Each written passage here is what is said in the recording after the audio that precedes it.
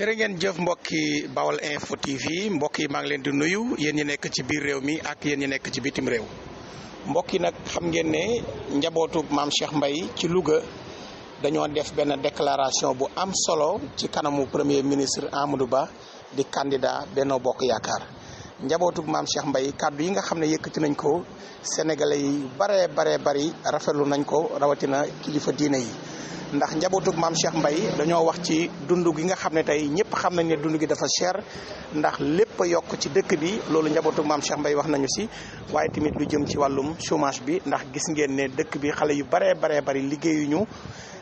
wax nañu tamit ci immigration clandestine bi wax ci lu jëm ci wàllum justice boo xam ne ñoom sàkku nañ justice boo xam ne daal dafay tëddee njaaxaanaay njabootug maam Cheikh Mbaye gi nag biñ koy wax ci kanamu premier ministre. wax ko na ko jamono ji il faut que ngeen wut solution ci xale yi nga xam ne ñooy jël géej gi te ñu bari ñoo ci faatu wax nañu ko tamit lu jëm ci ngeen di wut solution ci dund gi nga xam ne tey ci dund gi nga xam ne jamono ji cher na ba jéggi dayo ak justice boo xamante ni day du am kumba mu am ndey ak kumba mu amul ndey mu nekk kaddu yoo xamante ni bi mu ko yëkkatee ci kanam Amadou Ba ñëpp gis nañ ne Amadou Ba dafa mel ni làmmiñam dafa damm ba mënut a wax. loolu nag Serigne Modou Habib Mbacké moom tim indi na ci xalaatam wax ne bu ñu demee ba nga xam ne tey ki nga xam ne tey mooy Amadou Ba di laaj réew mi taxaw ci toog ci buntu ay kilifa ñu wax ko immigration clandestine bi wax ko chômage bi wax ko xale yi amuñu liggéey wax ko dund gu cher gi Amadou Ba mënu see tontu lu leer ci kanam kilifa yu mel ni njabootu maam Cheikh Mbaye Serigne Modou Habib Mbacké dafa jàpp ne loolu lu doy waar la loo xam ne Sénégal yi war nañ si bàyyi xel kon ñu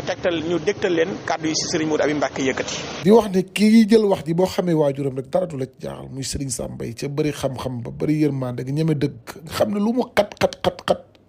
boo jàkkaarloo mu ne la wax dëgg ak noo ko mën a gis nag kon nag muy waajuru kii ñun wax ji duñu jaaxal ba ca topp mooy fi mu ko waxee ndax bi Amadou Ba toogee moom sëñ bi wax ko soxlaam wax ko soxlay xalifa bi waaye li nga xamante ni moo ci am njariñ mooy soxlay askan wi la ko wax ndax bi Amadou toogee te Amadou nag ay la yéwén boo ko laaj dina la discours bi bëriwul fu ma koy dégg ndax bi mu toogee rek li mu njëkk a def mooy dana ko yittey askan wi surtout ndaw ñi ndax nag li ñuy xëy ñu ñuy annoncé liy jaar ci gaal gi bari na trop courant bii ni ko dëkk bi jàmbate métti na lool ba ca topp mooy dund bi seer na kon nag comme fii bariwaa na lu ñu fiy gis autorité mu fiy teg tànk bariwul kon buñ la fi gisee ngay premier ministre du Sénégal di candidat 2024 daan la wax yittey askan wi waaye suñu yittey bopp moom duñ la ko wax ndax yàlla la ñu ko wékk ndax suñu borom ba mu ne wa maa min daabbatin fil ardi illaa alaa llaahi rizquhaa wa ya'lamu mustaqarrahaa wa mustawda'ahaa kullun fii kitaabin mubiin lañ bàyyee wékk suñu wërsëg kenn ku dul moom kon nag fii doo fi dégg kenn ku lay wax soxlaam waaye soxlay askan wi lañ lay wax comme yaay premier ministre waaye nag li ci ëpp njariñ nga xam ne Amadou bi ko sëñ bi waxee yitte yi ak soxlay askan wi amu ci benn xalaat ndax bi mu ko waxee ba daanal discours bi Amadou dafa gestuwaat waaye li ma ci gën a naqari nag mooy saal ba li muy rëy Amadou ja amut xalaat kenn koo xam ne jàpp na ne war na ko génne ci discours bi ku dul Ablaye Mbaye Peex nga xam ne xool na Peex ñaari yoon Peex xam ne Amadou mii kat lii ko sëñ bi wax la bëgg nu ko ci nit génnee Peex daal di jël daal ne bisimilah ñu yaakaar am na ca xalaat wala dina ca wax dara mu ne bisimilah ñu tàllal ñaan ndax dafa guddi premier ministre dafa war a yeewee ko ma jàpp ne nag bu ñu demee ba nga xamante ni en tant que premier ministre du Sénégal nekk candidat 2024 sa premier conseil di Ablaye Mbaye Peex kon yaakaar naa réew mi moom gasax na waaw ndax ma jàpp ne yaakaar naa priorité yi nga xamante ni moo ko war a gën a ñor muy xëy ndaw ñi ba ca topp muy dund bi ba ca topp muy courant bi wàññeeku yaakaar naa ñetti priorité yii képp ku jàkkaarloo kilifa diine mu posé la ko amoo ca question amoo xalaat ci réew mi képp ku jàkkaarloo nit mu posé la ko munoo caa tontu benn question amoo xalaat ci réew mi te gis nañ ko bi ko sëñ bi posé question yi jafe-jafe yi nga xamante ne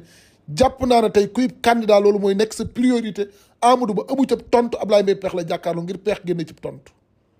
kon war nañoo xoolaat fi ñuy teg suñu tànk bu baax kuy gor nit koo xam ne da ngay wax te yàlla rek tax war ngaa xam ne Amadou amagut xalaat ci réew mi moment bii ñu toll.